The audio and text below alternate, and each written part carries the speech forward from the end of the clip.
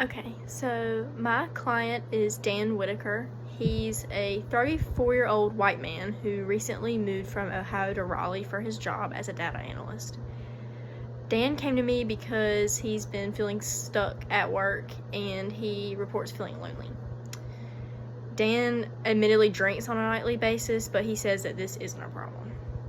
So the focus of these first two sessions was identifying issues that could be contributing to Dan's overall problem of feeling stuck and coming up with ways that we could combat that.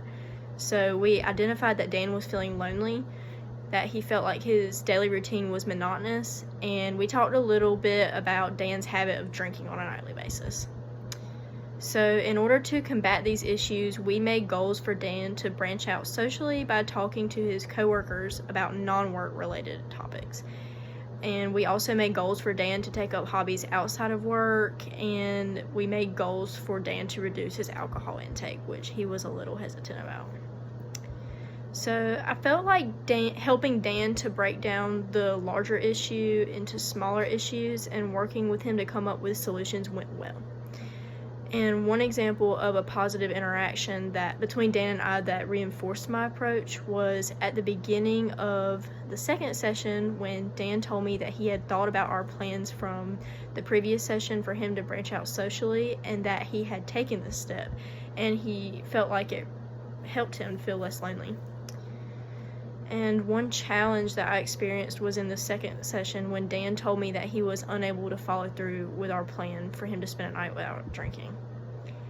I addressed this by acknowledging his struggle to perform this action and by helping him come up with a plan that would work better for him. And in this moment, I felt really unsure, and it was clear to both of us that I was struggling to find a way to help him navigate this. And I feel like my obvious struggle confused Dan, and it probably made him feel uneasy. So Dan used a roadblock during our first session when he told me that he did not believe in therapy. I was taken aback by this comment, and I wasn't really sure how to address it in a constructive way, so I didn't even really acknowledge it. This was not very constructive of me, and since then, Dan has continued to make similar comments throughout our sessions. I'm still trying to navigate how to address this in a constructive way.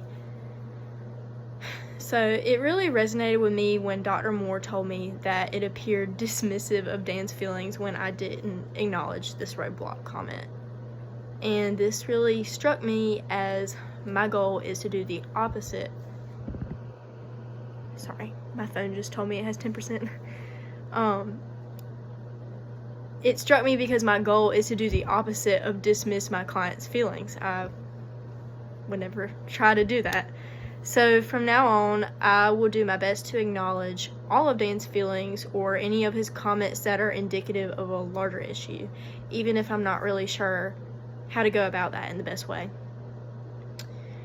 Another portion of feedback from Dr. Moore that resonated with me was her comments on my interview planning documents and case notes, and specifically the comments asking me to go into more detail in some places or to provide more information.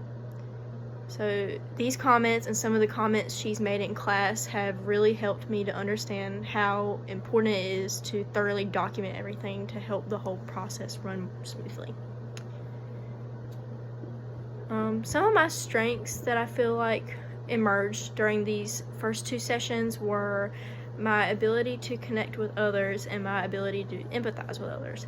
And I feel like these strengths helped me to build rapport with Dan and to get him to come out of his shell a little. And some areas that I feel like I could work on are my confidence and my active listening skills.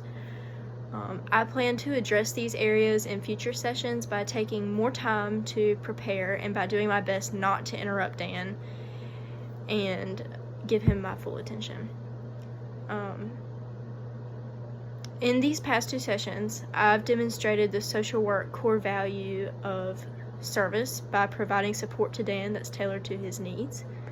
Let me check my battery. Okay. Sorry.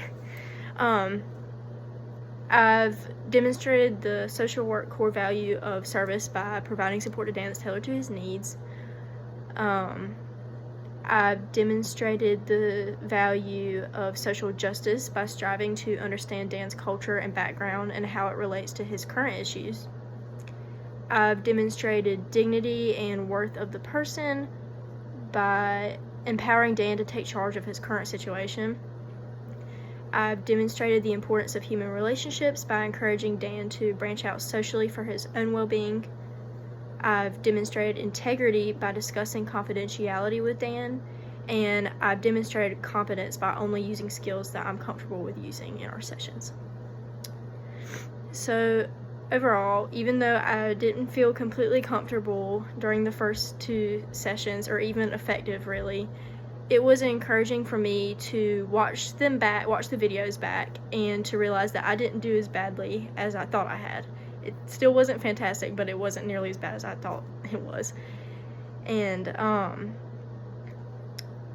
it also encouraged me to hear in the second session from Dan that he had gained something from the first session.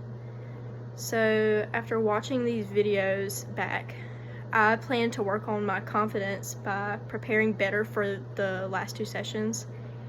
And I also plan to be a better active listener and to be more mindful of my choice of words in the last 2 sessions.